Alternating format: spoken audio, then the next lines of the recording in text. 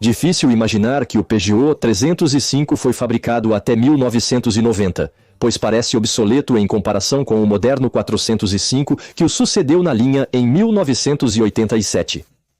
O 305 cultiva a seriedade, o classicismo e a sobriedade. Um verdadeiro Peugeot?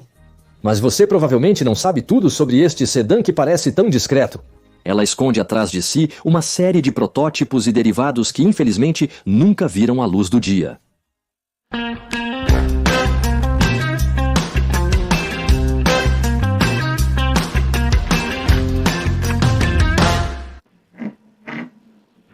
Olá a todos e bem-vindos a este novo vídeo. É verdade que o 305 todo mundo mais ou menos esqueceu. E ainda assim, o estudo deste carro levou tempo, acredite se quiser. Porque no início, a Peugeot recorreu à Pininfarina, e a primeira ideia era fazer um sedã muito mais sofisticado do que o 304 que deveria substituir. Porém, o projeto logo caiu no esquecimento por falta de recursos, como é comum ocorrer. Ao mesmo tempo, não se pode dizer que o Proto seja um dos mais bem-sucedidos com essa frente que lembra um pouco ao Renault 5. Além disso, a aquisição da Citroën também havia perturbado um pouco os planos da Peugeot. Pois, se o 305 final se parece esteticamente com a 604, ele é derivado de perto de seu antecessor, o 304, para limitar ao máximo os custos. Ele, então, adotará, no início de sua carreira, os motores do 304, ou seja, o 1.450 de 74 cavalos e o 1.350 de 65 cavalos, motores confiáveis, testados, mas barulhentos. O 305 surge em 1977 e, além dos dois motores a gasolina, também receberá um motor a diesel de 1.5 litros com 49 cavalos.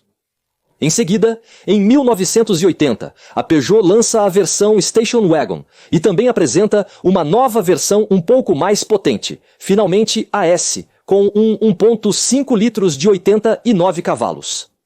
Em 1982, a fase 2 aparece. Trata-se de um sutil redesenho com uma grade e faróis levemente inclinados para a frente e mais lisos.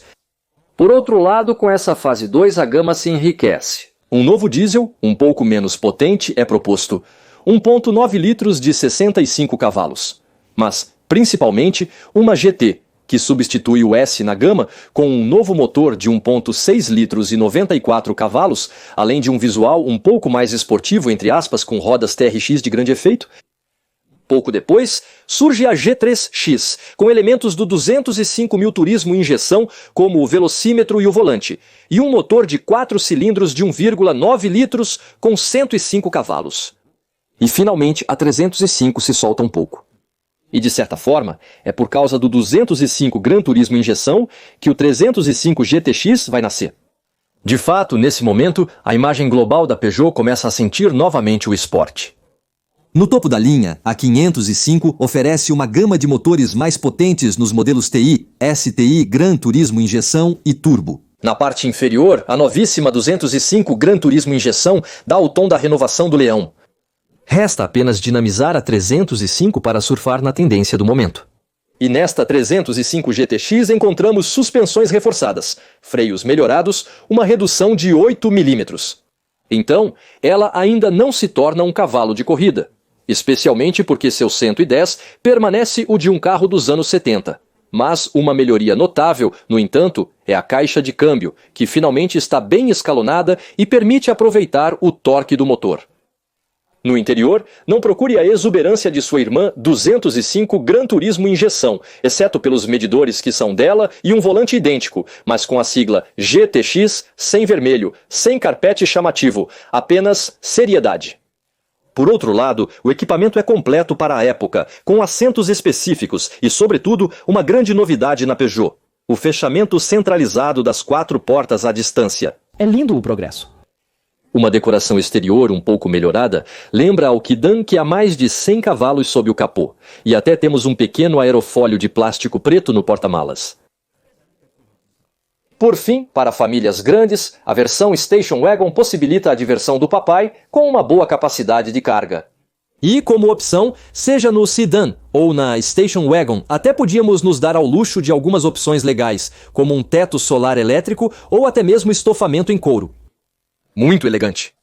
Então, obviamente, seu design mais antigo que o do 205 Gran Turismo Injeção, sua base menos esportiva e sua decoração menos chamativa não a tornam uma concorrente do 205 Gran Turismo Injeção.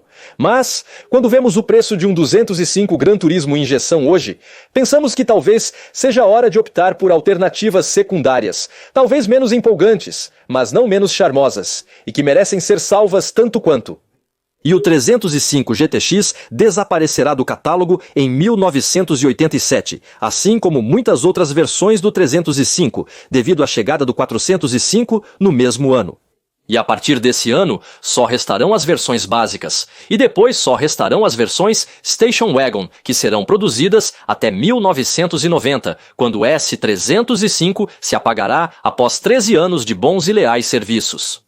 De qualquer forma, para um carro comum e clássico como o desejado, o 305 se instalou discretamente, mas com certeza no mercado, já que no total 1.600.000 exemplares foram vendidos, o que é bastante impressionante. Não é ruim, mas a carreira do 305 poderia ter sido bem diferente. Como eu disse na introdução, atrás deste discreto sedã escondia-se uma infinidade de protótipos que foram estudados para serem comercializados, mas que nunca foram lançados. Primeiramente, vamos falar sobre o 305 V6 Rallier. Em 1980, portanto, faz 3 anos que o 305 está no mercado, mas quase 10 anos que os 504 correm em rally. Seria hora de rejuvenescer tudo isso e propor um carro de rally que impressione, mais moderno que os 504 envelhecidos. E no mesmo momento, a Federação Internacional de Automobilismo anuncia o nascimento do Grupo B para 1982. Para lembrar o Grupo B, a ideia era fazer correr em rally monstros de potência derivados de veículos de série. Para homologar um carro no Grupo B, era necessário produzir 200 exemplares para o público, homologados para uso em estradas. E a Peugeot, nesse momento, ainda não estava nos planos do 205 Turbo 16. Não, a ideia da Peugeot naquele momento era pegar o 305, colocar um motor grande nele e fazê-lo correr em rally no Grupo B para revitalizar a imagem da Peugeot. Dito e feito, os engenheiros começam a trabalhar no 305. No menu, carroceria musculosa, mas não só isso, pois em rally, a propulsão ou transmissão integral são definitivamente melhores que a tração. Então, os homens de Lyon modificam o 305, transformando o sedã em propulsão. Mas isso não é tudo. Sob o capô, encontraremos um 5.6 Peugeot Renault 5 de 2,5 litros com 24 válvulas de 205 cavalos. E de repente, o Seide 305 do papai não tem mais o mesmo sabor. O projeto será conduzido de 80 a 81 e estará a 2 passos de se concretizar. Elias até foi chamado para conceber a série limitada de 200 exemplares homologados para a estrada. Um modelo em escala 1 foi realizado e apresentado em uma bela pintura branca com faixas azuis e amarelas. Uma associação estranha, exceto para os fãs do ASM. Infelizmente ou felizmente, o projeto não se concretizou, pois o substituto chegou na forma do 205. E ela que agora iria carregar a tocha do leão no rally. O 305 5.6, por sua vez, cairá no esquecimento, mas servirá de mula para conceber o 205 Turbo 16. E ao contrário do 305 5.6, encontramos um protótipo, o 305 5 Era. Nada a ver com Scooby-Doo. Vera significava veículo econômico de pesquisa aplicada. Em 1980, o protótipo Vera 01 verá a luz do dia, o objetivo sendo reduzir ao máximo o consumo. A aerodinâmica foi então retrabalhada, o que permitirá ao 110 ser de 0,32 contra 0,44 para o 305 de base. Também reduziremos o peso, passando de 925 para 740 kg. E colocaremos um motor a gasolina menor derivado do Peugeot 104. E tudo isso permitiu reduzir o consumo em 26%, com 4,8 litros por 100 a 90 km por hora, 6,5 litros a 120 km por hora e 7 litros por 100 na cidade. Em 1981, apresentaremos a Vera 2, equipada com um pequeno motor turbodiesel de 1,4 litros, com velocidade máxima de 158 km por hora, mas principalmente um consumo médio de 3,5 litros. E ainda assim foi uma façanha incrível. E isso foi há 40 anos. Vamos falar então de uma versão talvez ainda menos conhecida. Tão pouco conhecida que, aliás, não encontrei nenhuma foto dos protótipos, já que houve 2 protótipos desenvolvidos pela Dangel em 1985. Dangel, como você deve ter entendido, é um 305 com transmissão integral. Então, não pense que a ideia por trás disso era oferecer uma alternativa menor ao 5005 Dangel para sair e fazer um 4x4. Não, a ideia era competir com o Audi 4. Imagine os engenheiros da Peugeot chegando ao trabalho na segunda-feira e dizendo: ok, pensamos durante o fim de semana, vamos parar tudo e competir com o Audi 4 usando nosso 305. Estão animados? Vamos ligar para a Angele. Como vocês podem imaginar, o 305 da Angele nunca foi lançado. Espere, ainda tenho mais alguns protótipos do 305 para mostrar. Protótipos que vão se concentrar apenas na carroceria. E eu posso dizer que houve muitos e muito bonitos. E o 305 poderia ter sido muito bonito. O 305 também foi projetado em uma variante fastback com tampa traseira. A ideia era criar uma silhueta adicional sem gastar muito dinheiro. Ela poderia ter sido uma forte concorrente para o Renault 30 ou o Cinca 1308. Mas isso não é tudo. Aqui está a versão coupé imaginada pelos designers sob a direção de Gerhard Welter. Também imaginamos uma variação bicorpo, mais tipicamente dos anos 80, com 2 pequenas luzes que aparecerão no 205. Aqui está outra, talvez a mais surpreendente, que não deixa de lembrar um certo AMC Pacer. Também não tivemos direito às variações de perua, mas não esqueçamos que, na época, a Peugeot ainda era extremamente instável financeiramente, então era necessário apostar em coisas racionais. E você me diz nos comentários qual variação de carroceria você gostaria que a Peugeot tivesse lançado oficialmente. Obrigado por assistirem a este vídeo.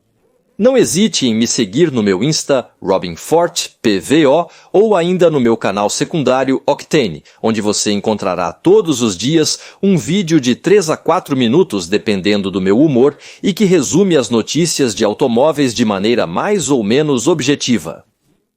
Todos os links estão na descrição e no primeiro comentário fixado abaixo do vídeo, como sempre.